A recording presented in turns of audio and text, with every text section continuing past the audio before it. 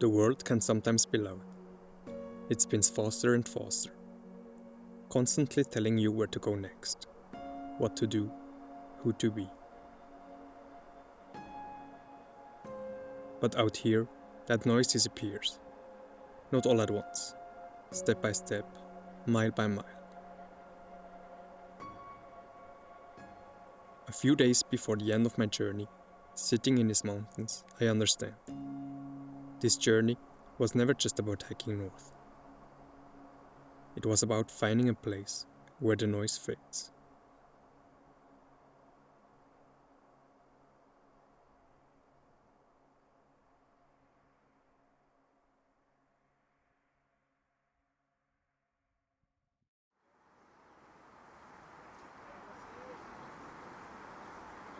I still remember sitting on that bench, waiting for the shuttle that would take me to Campo, to the start of the Pacific Crest Trail, a 4,270 kilometer line stretching from the Mexican border to Canada. The beginning of a dream I had carried for a long time.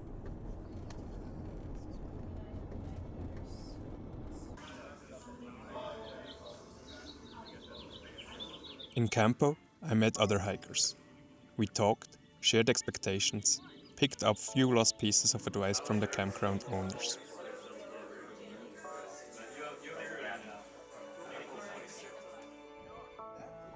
And then, the next morning, it finally started.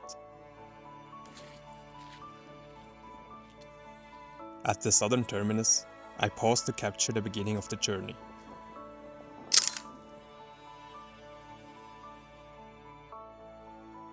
And after that, I just wanted to hike. From that moment on, life became simple. The only real question was water, where the next source would be, and how much I needed to carry. Everything else settled into a rhythm. Hiking, eating, resting, pitching the tent, sleeping, and hiking again.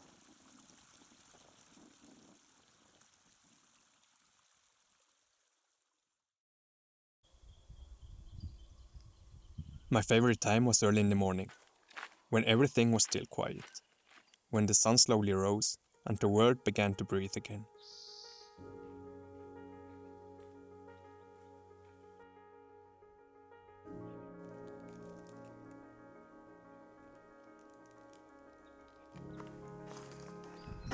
A part of me had always wanted this, to hike the PCT, far from everyday life, close to nature, carrying only the essentials. Well, almost only the essentials. My pack was heavy. I felt every gram, especially with the camera gear. But day by day, my body adapted, and the weight became part of the walk.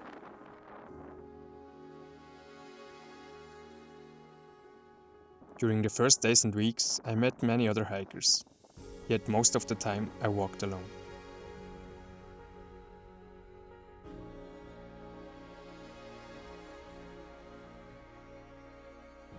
The desert was new to me, white, raw, and deeply impressive.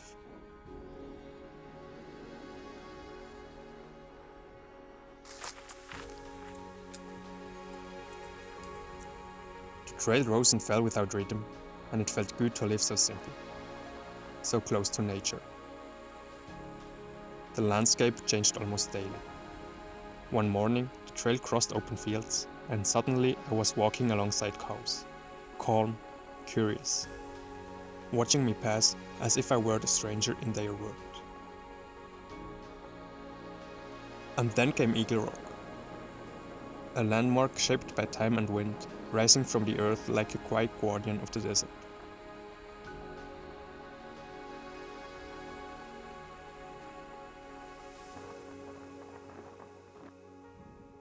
After a few days, the wind grew stronger, and the air turned colder. As I approached Mount San Jacinto, the weather became rougher and more unpredictable.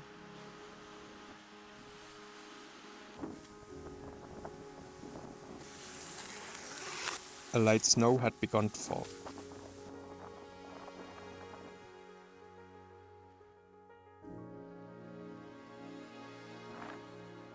After a fresh night, I decided to hike down to Idlewild and take my first 0 day. 1 full day without hiking. Resting, eating well, letting the body recover. With the weather turning, it felt like the right moment to pause. After the day of rest, everything changed. The sky cleared and the climb up San Jacinto became something truly special. I started early in the morning and soon the trail was covered in snow. Then the sun appeared, warmth returned, and the views grew wider with every step.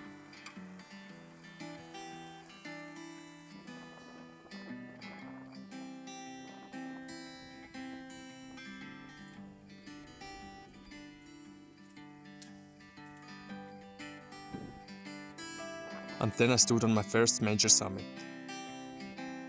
High above the desert, surrounded by snow. Looking down at a world that already felt far away.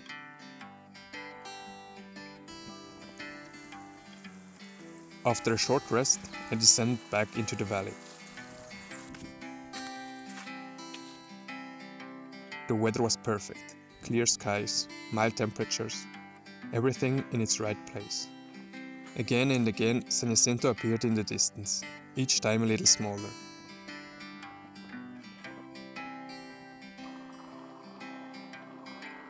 I couldn't have imagined a better beginning to this journey, and I felt deeply grateful to be there, hiking this trail.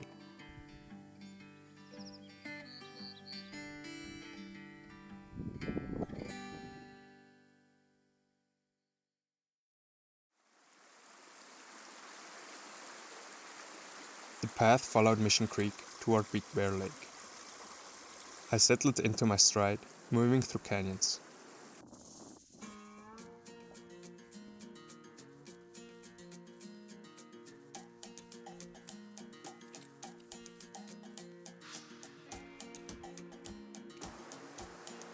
The afternoons were hot, but the canyons offered shade and cool air, a brief relief before the trail opened up again into the blazing sun. And then I met my first rattlesnake. It didn't move, neither did I. We looked at each other for a moment before it slowly disappeared into the brush.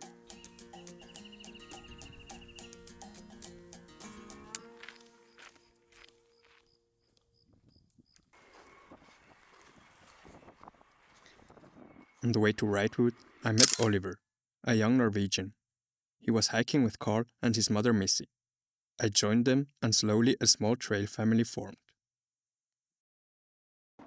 On the trail, names don't matter that much. People give you a trail name. Sometimes there's a story behind, sometimes not. Oliver's trail name was Runner.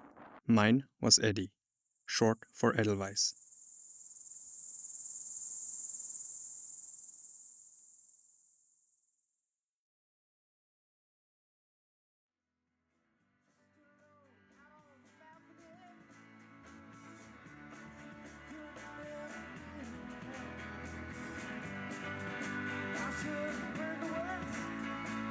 In Brightwood, we took another short break, gathering strength for the climb up Mount Baden-Powell, waiting for us the next day.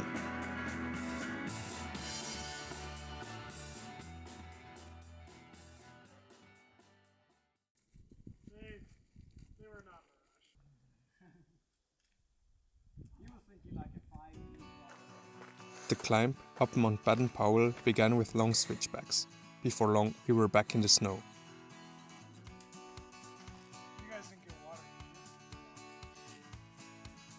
The trail grew steeper as it wound through the forest, and with every step the views opened wider.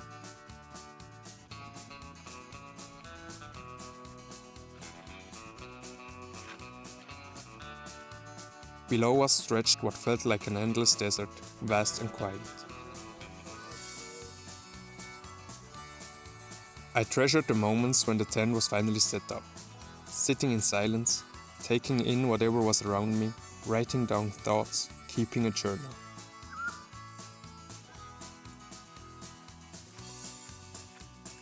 The days were physically demanding, but nature gave back so much in return.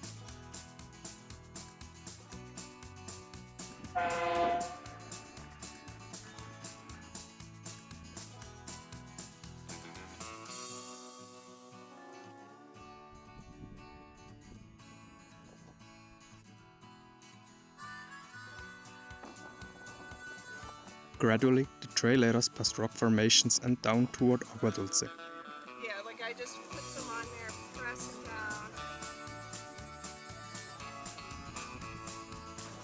Time to wash clothes, charge batteries, take a breath before moving on. After Agua Dulce, Carl and Missy decided to take a bit more time on their way to Kennedy Meadows South. Runner and I kept a slightly faster pace.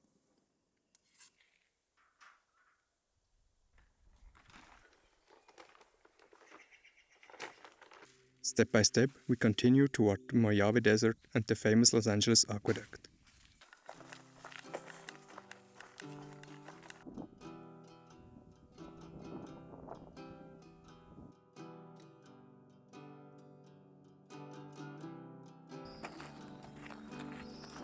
We arrived at the well-known hiker town, stopped for burgers and ice cream, checked the water situation, and then set out onto the aqueduct.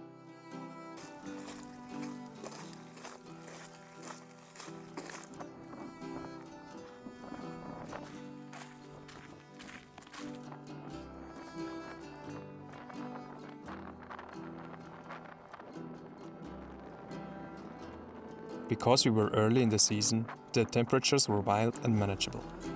We didn't hike the whole section at night like many others do. After a few miles, we slept under open sky and continued before dawn.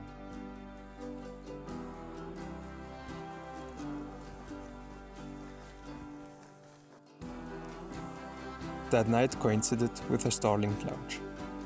Watching the lights move silently across the darkness was surreal, especially there in that vast quiet just as sunrise began to color the horizon.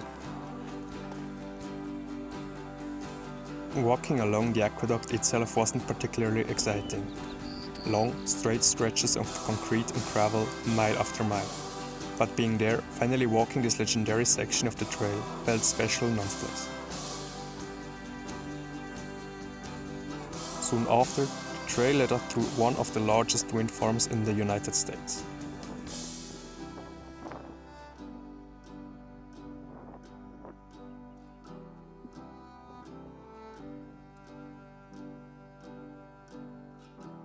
The next day, we continued walking past wind turbines all the way to Tehachapi, where we took another 0 day. We stayed with an incredible trail angel named Barbara on an old cider farm. Once again, I was amazed by the kindness of people along the trail. Complete strangers opening their homes, offering help without expecting anything in return. It never stopped feeling special.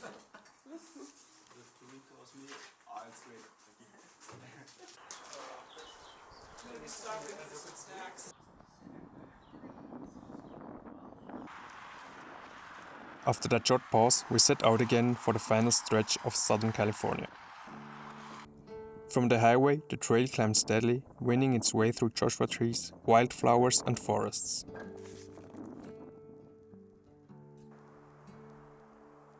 As always, it went up and down, following the natural rhythm of the land.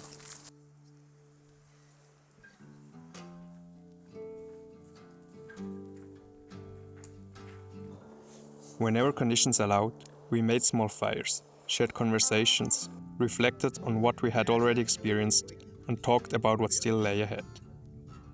Yeah, and he was talking with this hiker lawyer guy. So Want to see that? yeah. I don't think so.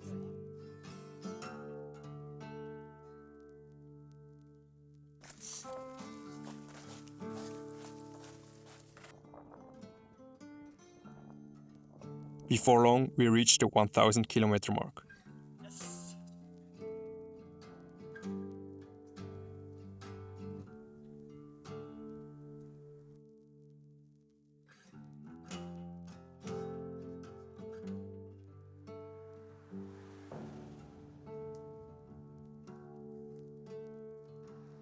Slowly, the mountains began to rise around us. The air grew colder, the landscapes more dramatic.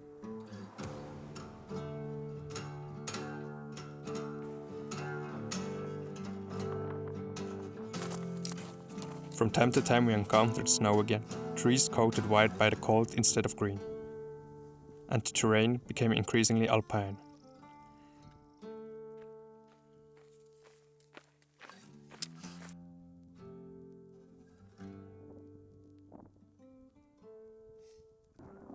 Southern California was slowly coming to an end, and the high mountains were drawing closer with every step.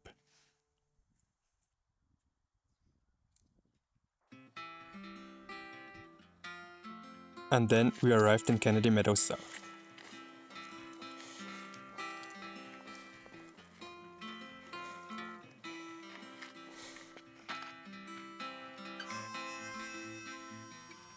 We took 2 days to rest, to recover our bodies and catch our breath after the long miles behind us. We spent the time planning the days ahead, looking at the snow, the routes, and what the mountains might demand of us. Only 2 hikers had started into the Sierra a week before us, and knowing that made us nervous, but excited too. This was the moment I had waited for so long, to finally stand at the edge of the mountains, knowing that what comes next will be both beautiful and challenging.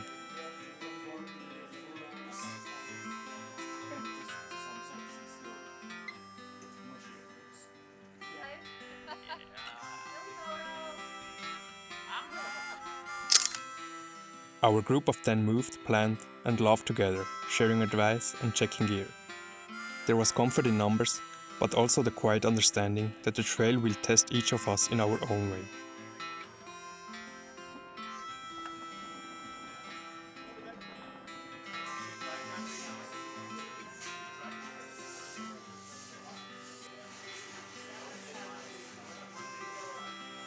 The Sierra was waiting, and soon we would step into it.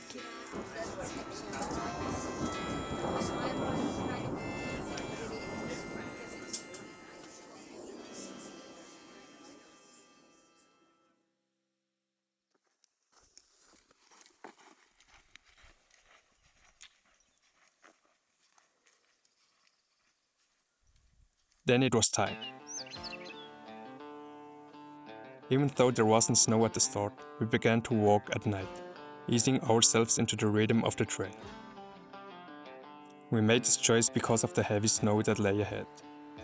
By starting at night, we could move more smoothly and avoid the exhausting post-holing that comes under the midday sun.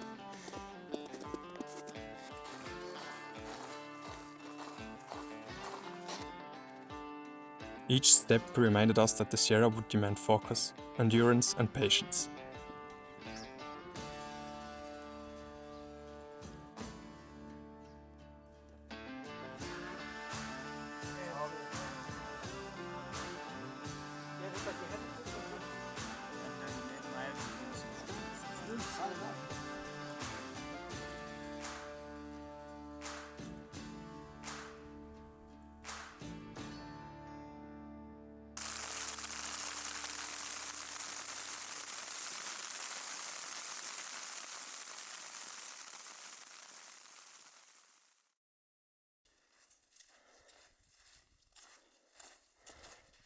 We gradually got used to waking up in the night, and we were rewarded with incredibly beautiful mornings.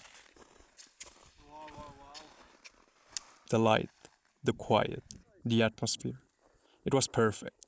It felt amazing to be in the mountains.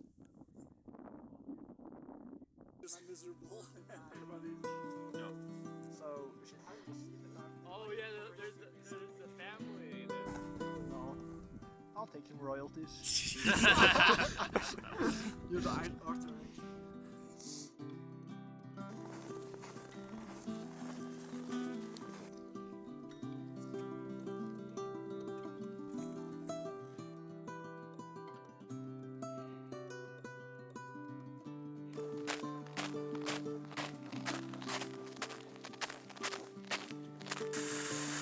We tried glissading for the first time. It's pretty fun, actually.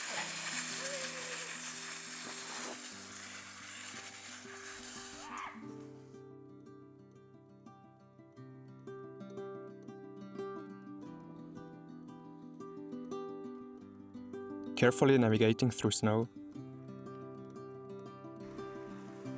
and finding our way across streams. Yes! The landscape was breathtaking, and every step reminded us how special this place is.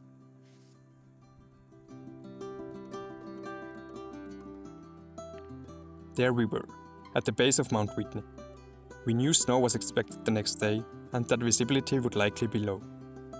Given the conditions, we decided against the detour to attempt the summit.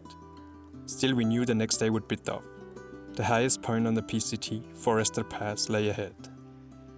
I took the moment to savor the silence, to rest, and to prepare myself for the challenge that awaited us.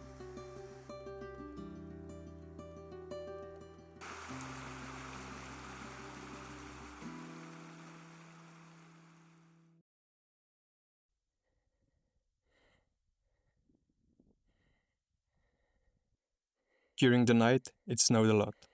We sank into the snow over and over, cold seeping through every layer, and navigating became exhausting.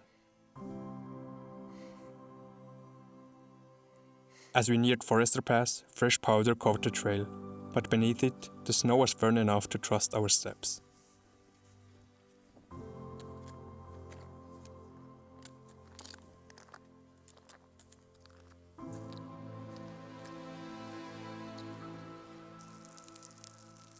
The climb became steep and narrow.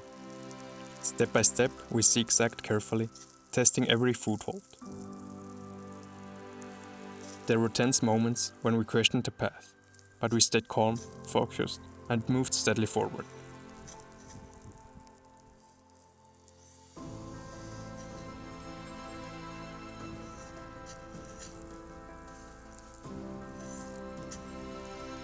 Finally, we reached the top, the highest point on the Pacific Crest Trail.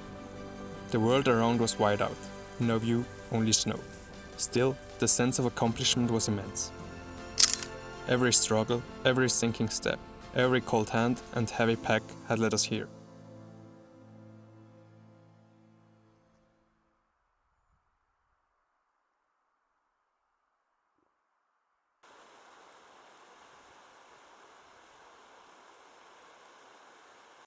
Later, as evening fell, snow began to fall again, soft and quiet.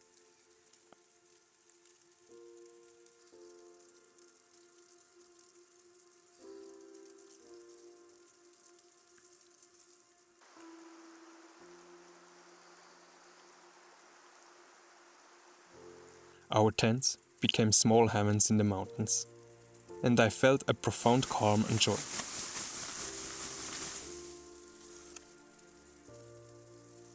It was one of my favorite moments on the entire trail.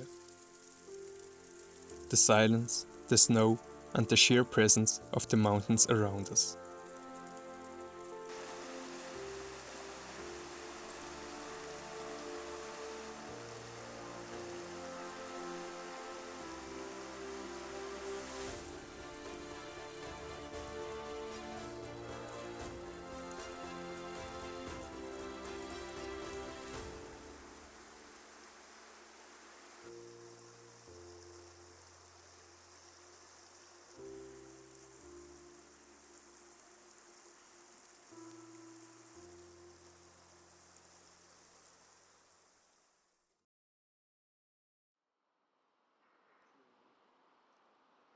The next day, we crossed Crest Pass and made our way down toward Bishop.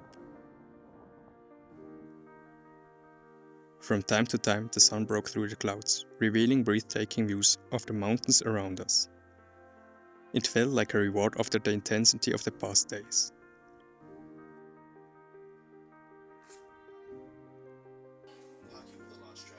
The first section of the Sierra was done. In Bishop, it was time to resupply, to rest, to eat properly, and to let our bodies recover. A short pause from the trail, from the snow, from the constant effort. From then on, there were only two of us left, Runner and me. Somewhere along the way, our pace had become a little different. We moved a bit faster, covering more ground each day. And without really planning it, we found ourselves alone in the mountains. Ahead of us lay what would become the hardest but also the most beautiful part of the journey. 7 passes in 6 days. Heavy packs filled with food, tired bodies but motivation higher than ever. On the first day we crossed Crest Pass again, returning to the trail. Once again, we woke up in the middle of the night to start walking. The trail felt different under the stars. quiet, still, and almost endless. There were hardly any tracks to follow, so we navigated constantly, checking our position, making sure we were still on the trail. And every time we approached the pass, we were rewarded with incredible sunrises. Moments that made all the effort feel worth it.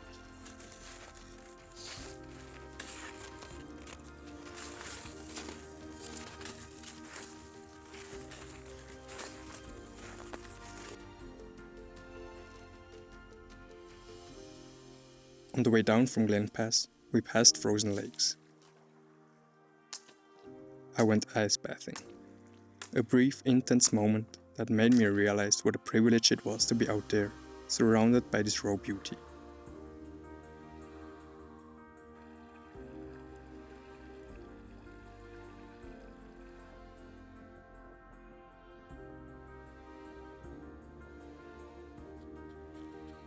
The second day took us over Pincher Pass.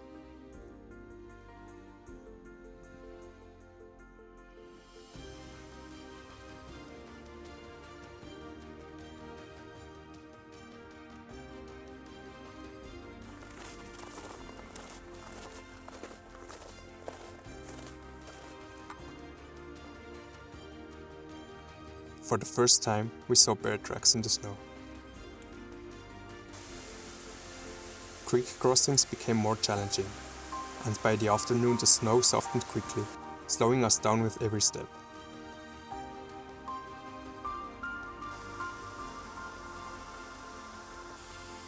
On the third day, we faced Mather Pass. I don't have any camera footage from the ascent.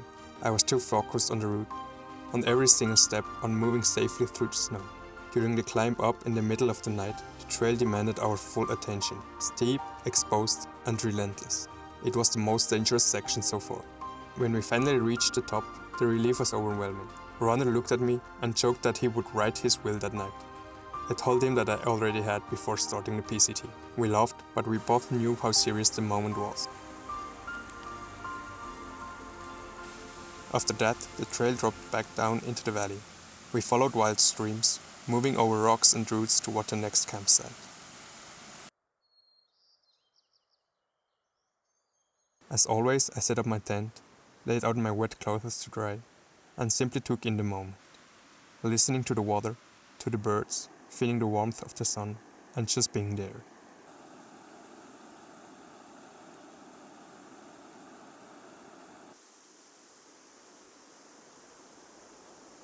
This kind of stillness is something I often miss in everyday life. Out there, I could fully enjoy it. In every walk with nature, one receives far more than he seeks. A quote by John Muir, one of the earliest advocates for wilderness protection, and the man who helped shape how we see and preserve these landscapes today. The next day, we made our way toward Muir Pass, named after him. Once again, the scenery was overwhelming. With the soft morning lights, the mountains revealed themselves in ways that are hard to put into words.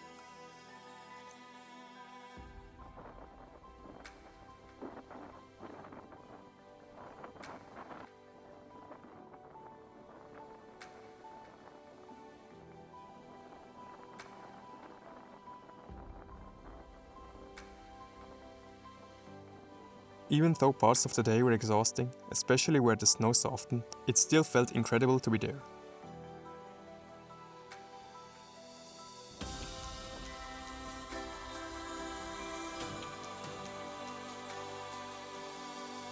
The descent was just as stunning. Another day I know I will never forget.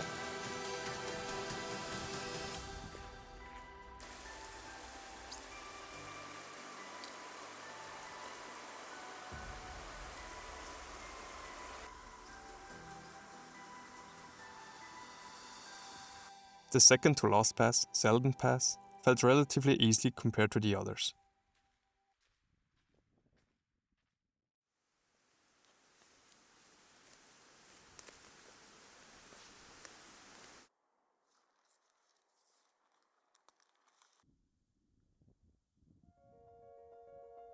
The final one, Silver Pass, greeted us with harsher conditions. Grey skies, strong winds at times, and falling snow.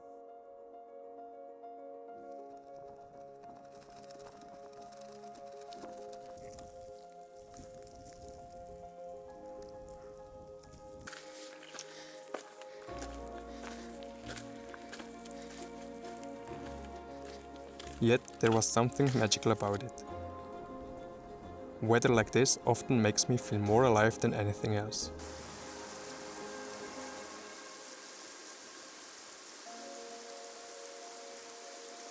I knew that the next day we would reach Mammoth Lakes and finally take a well-deserved break.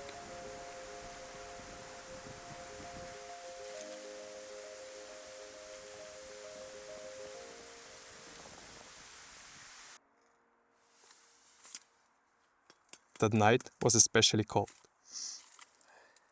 But somehow I had grown used to the cold. Get dressed, pack up the tent, start hiking, and warmth would come eventually.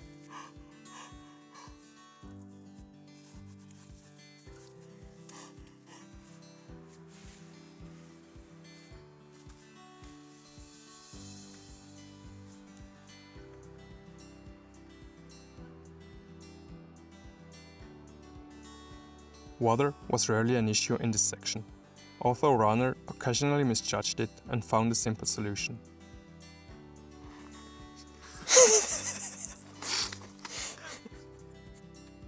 And then we reached the road to Mammoth Lakes.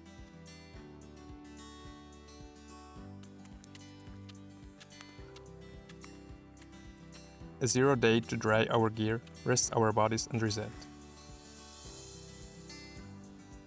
My shoes were worn through by then, full of holes. It was time for a new pair.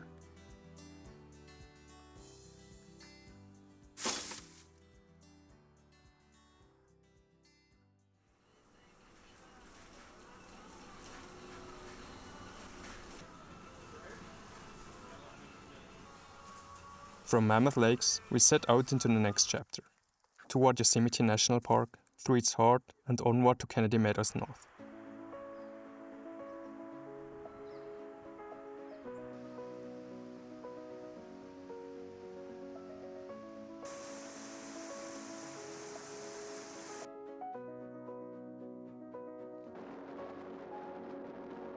When we reached the snow-covered Donahue Pass, the trail dropped into a wide, beautiful valley on the other side, a winding stream carving its way through the landscape.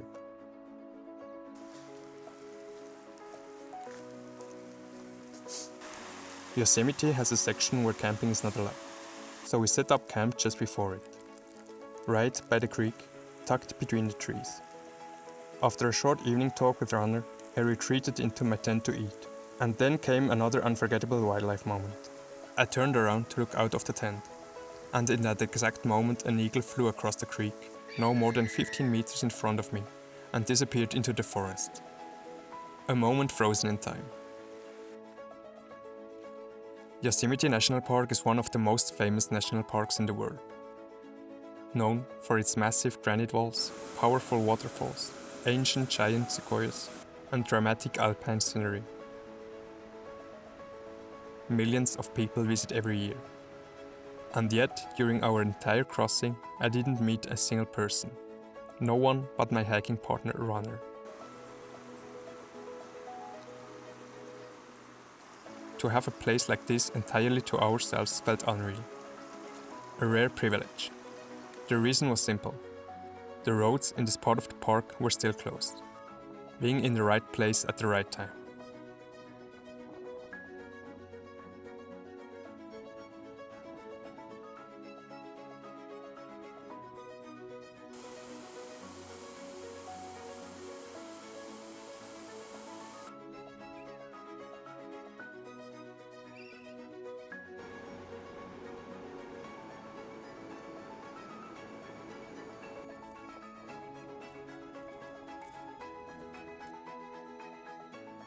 On the morning we reached the road toward Kennedy Meadows North, we stood on a ridge at sunrise.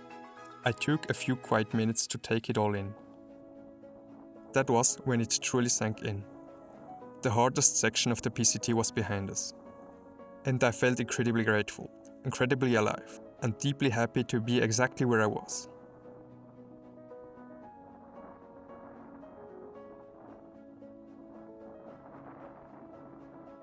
We reached Sonora Pass and made a short stop at Kennedy Meadows North.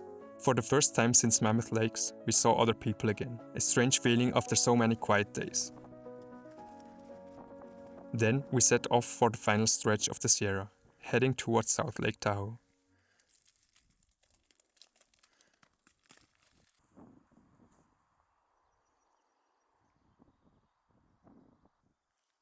More and more, the trail offered snow-free miles. Small moments of relief. We could feel how much faster we moved without snow beneath our feet. Less navigation, more flow.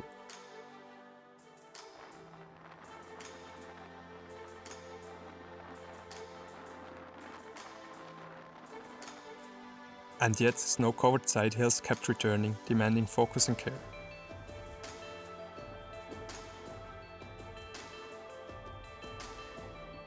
Passing countless lakes, we finally reached South Lake Tahoe and stepped into the next chapter, Northern California.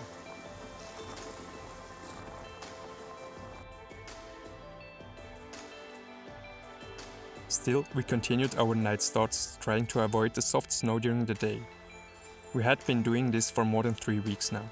Slowly, it began to wear on me. I longed for mornings without alarms.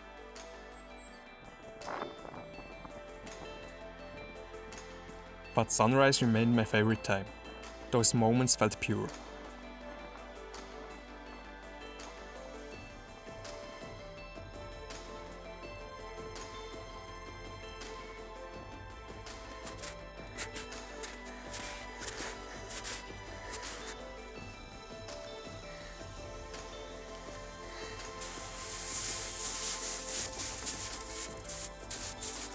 For several days, Lake Tahoe appeared again and again in the distance.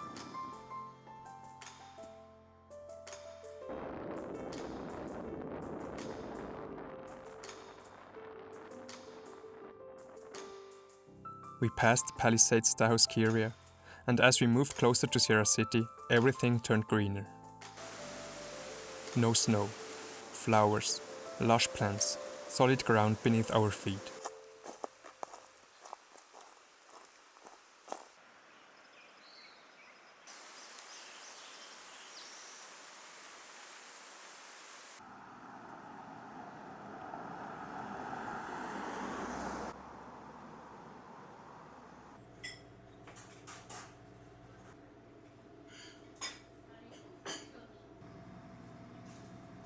From Sierra City onward, there was finally less snow.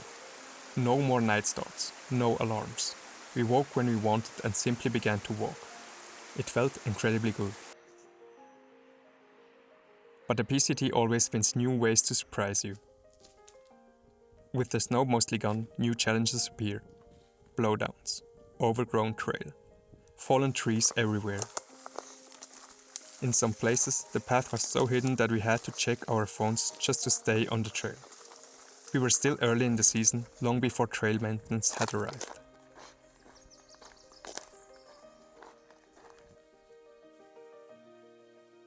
Still, campsites like these made everything worth it.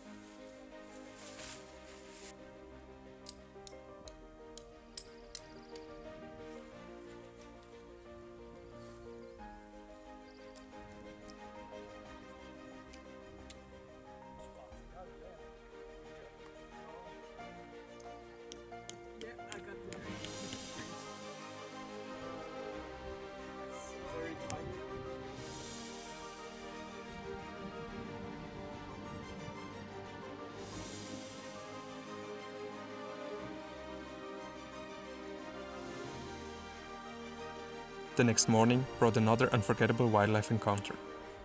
I was walking calmly, eyes on the trail, when I heard a strange sound, almost like a hiss. I looked up, and about 30 meters ahead, a mountain lion ran across the trail and disappeared. I froze. I knew they lived here, but I never truly expected to see one.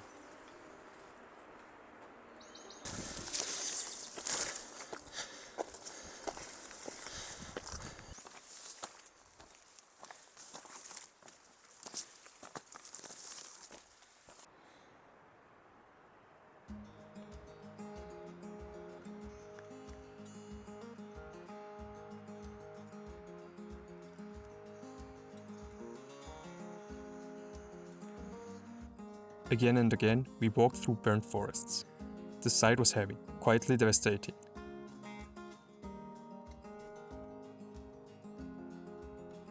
Not long after, we reached another milestone, the PCT midpoint. Halfway. That called for a proper break.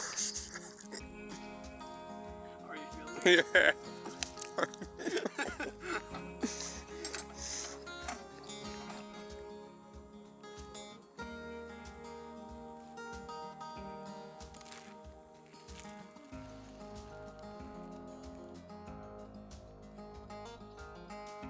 And yet, it was right there that I had a low. While crossing Lassen National Park, foot pain kept getting worse. Mentally, it was tough.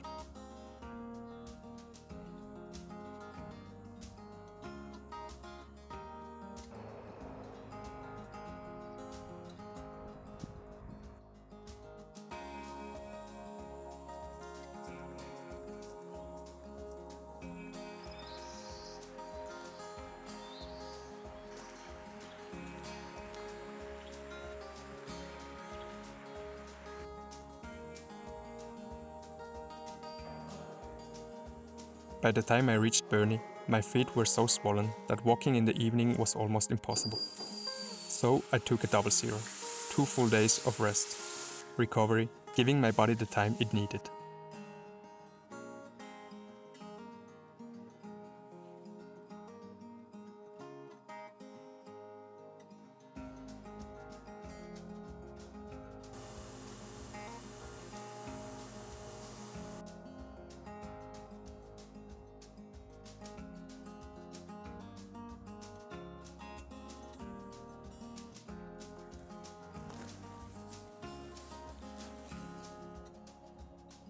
Before heading back onto the trail toward Bernie Falls, I had another unforgettable encounter. I saw my first bear on the PCT. Calm, powerful, a moment that stays with you, just like Bernie Falls themselves.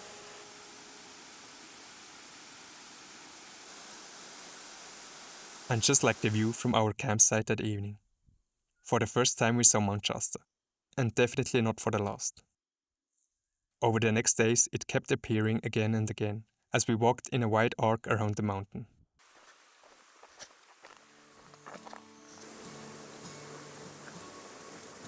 This section led us mostly through forests, past countless creeks, surrounded by rich flora and small signs of wildlife everywhere.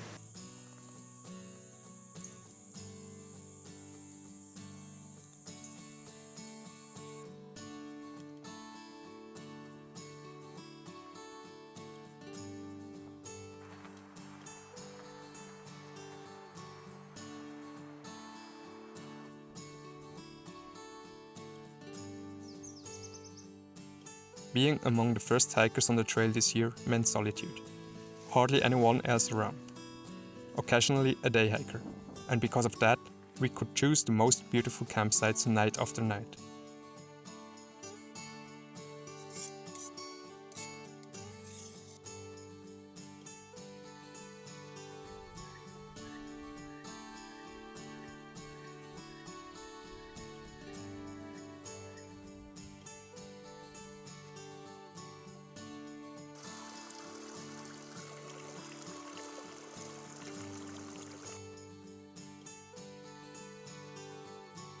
Northern California challenged us in many ways, physically and mentally.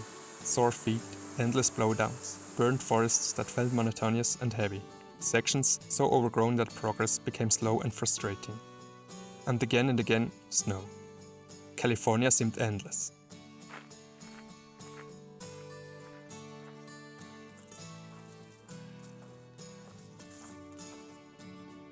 But on day 85 we finally reached the border to Oregon. The first of 3 states was done. Only Oregon and Washington remained.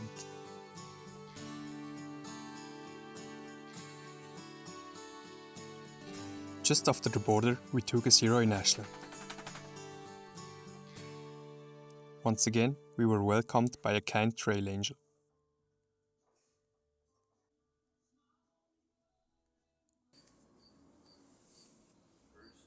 In Oregon, we began sending resupply boxes ahead, to small post offices and remote resorts along the way.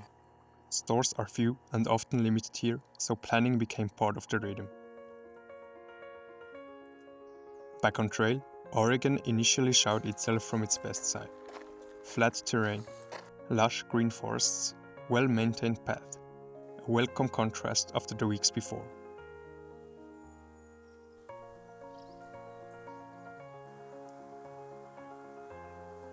But the ease didn't last long. On June 21st, winter returned. Snow, cold temperatures. Thankfully, we still carried warm layers.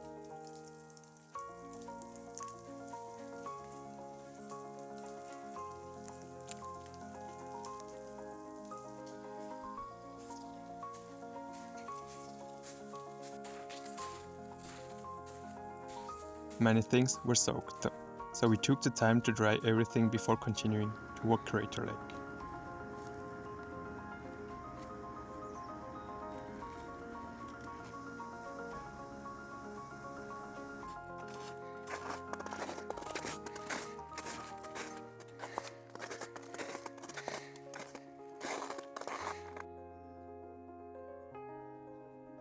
Crater Lake, the deepest lake in the United States, one of the clearest in the world. Not directly on the PCT, but almost every hiker makes the detour, and for a good reason.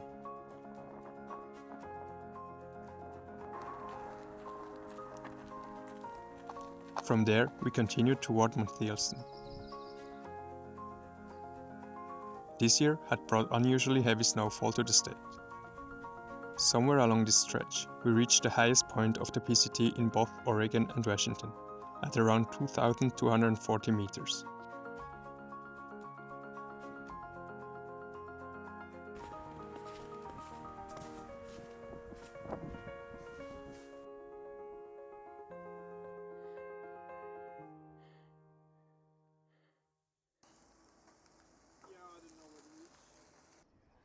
In Shelter Cove, it was time for another resupply.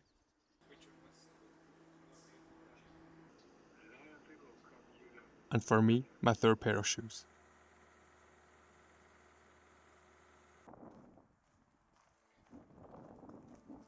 From Shelter Cove, the trail continued for a long time through forests and past countless lakes.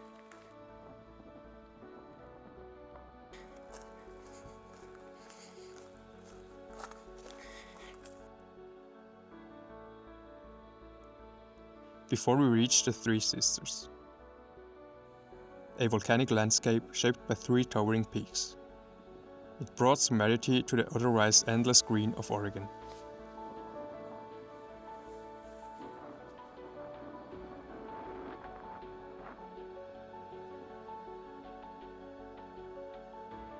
The contrast between white snow and black volcanic rock created stunning scenery.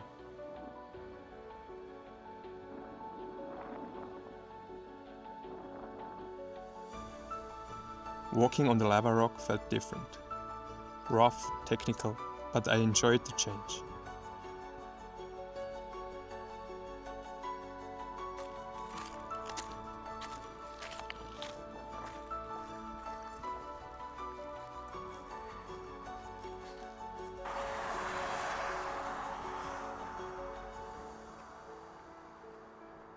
As the landscape slowly turned green again, the trail led us toward Three Finger Jack and further onto Jefferson Park.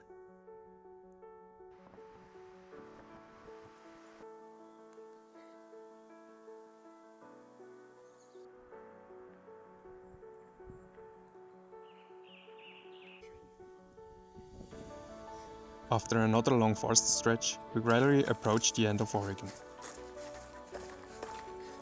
But before that, on day 100, there was one more steep climb toward Mount Hood.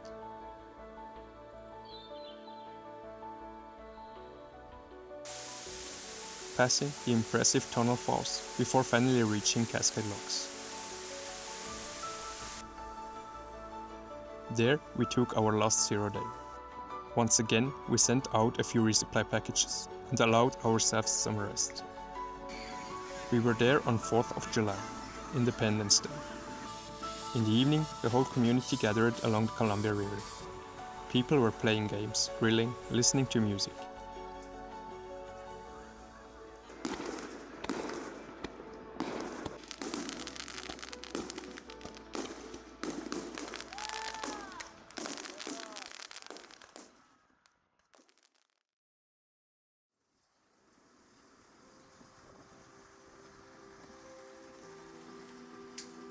The next day, it was time.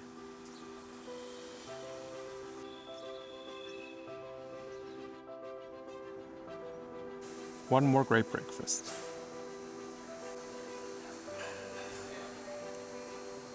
Then we crossed the famous Bridge of the Gods, leaving Oregon behind and entering Washington, the third and final state of the PCT.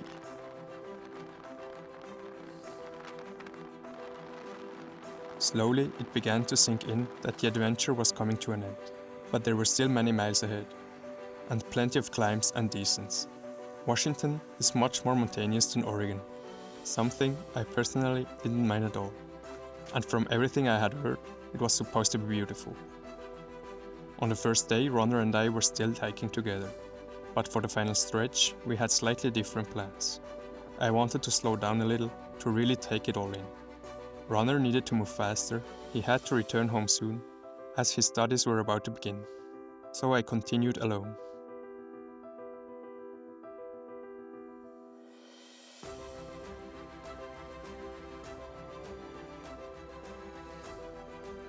The Goat Rocks area, with views of Mount Adams and Mount Rainier, was incredibly beautiful. Definitely one of the best campsites I had the entire trail.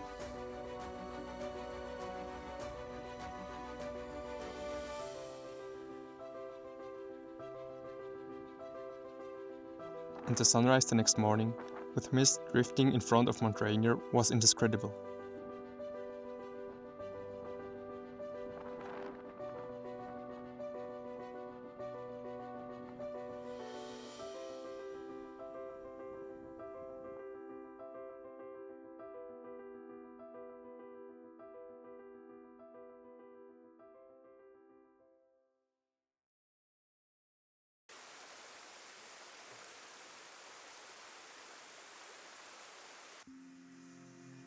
After that, the trail often led through forest again. It became wetter, sometimes foggy. This section of Washington felt almost mystical.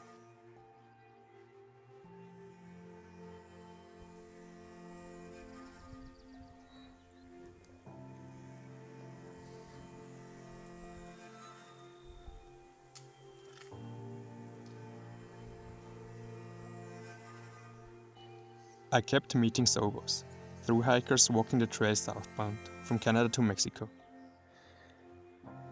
Again and again they told me how stunning the landscape ahead would be. They were right. It became more and more mountainous, passing lakes again and again.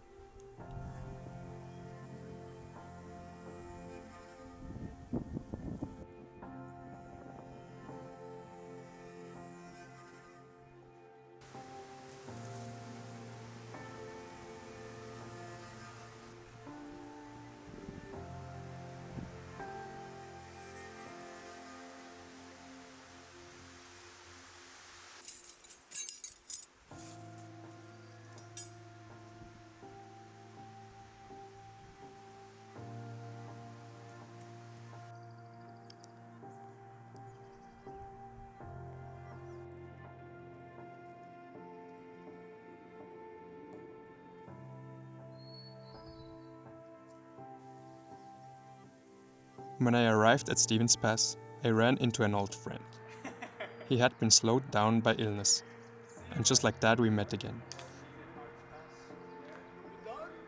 I wished him luck for his final stretch, both of us knowing there was still a chance we might see each other again.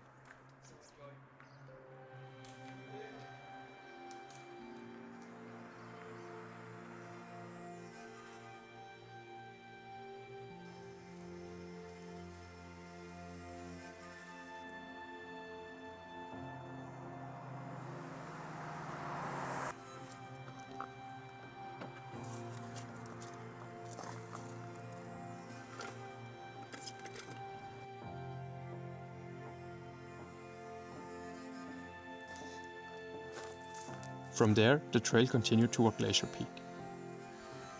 I could almost count the remaining days on one hand. It still felt unreal that it would soon be over. There was a quiet sense of satisfaction. And also joy, knowing I would see my fiancé, my family, and my friends again. But it wasn't over yet.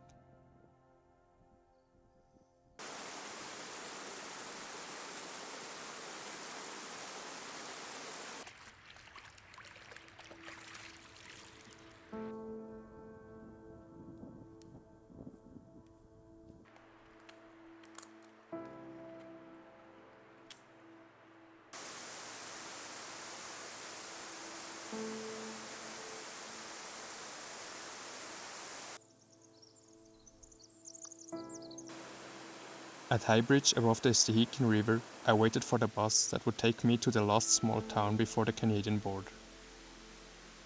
My body was clearly marked by the miles. Time for a final resupply.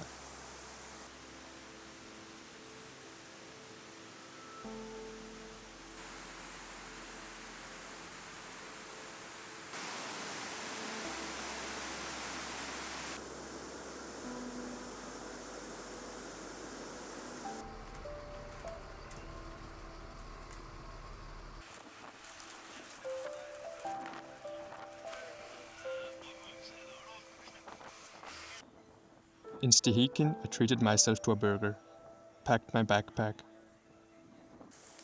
and of course made the obligatory stop at the famous bakery, before heading back to the trail.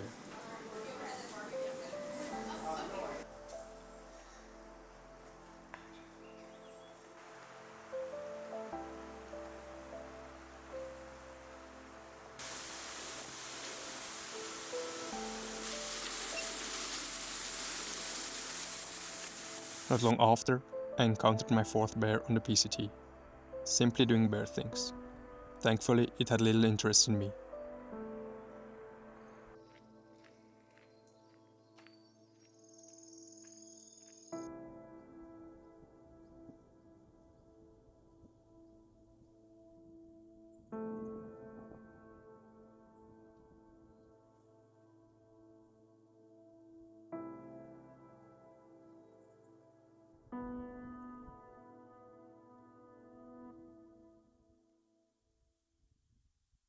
And on day 120, the moment finally came.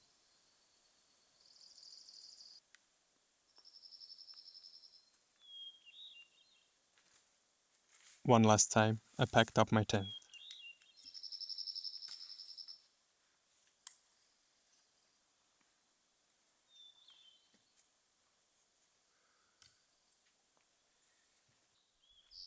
Since the northern terminus lies deep in the forest, I had to hike several miles back to a hot spot afterward to return to civilization. And there I met Runner again. He had reached the monument one day before me and was on his way back. You did it! It was good to see him one last time, to congratulate each other, and this time to say goodbye for real.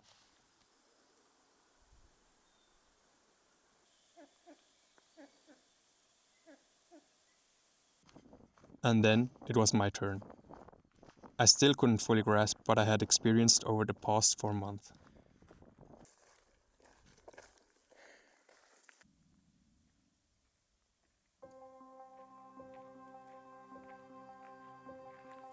I looked back one final time.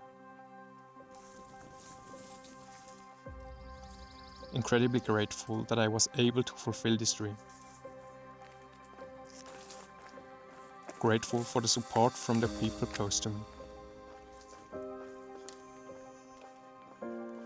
Grateful for every trail angel, for every encounter along the way.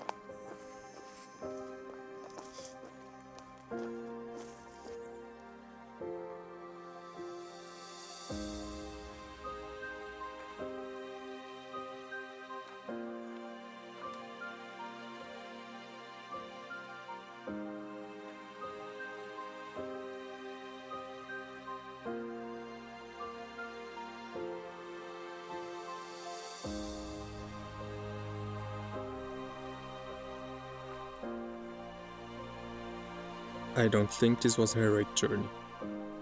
It was thousands of small decisions to keep going. Step after step, through heat, through snow, through moments of doubt. And now, standing here at the end, I realized something. The trail didn't just take me across a country. It showed me a different way to live. Slower, simpler, quieter. A place where nothing is pulling you in 100 directions at once. And maybe that's the hardest part, leaving it behind.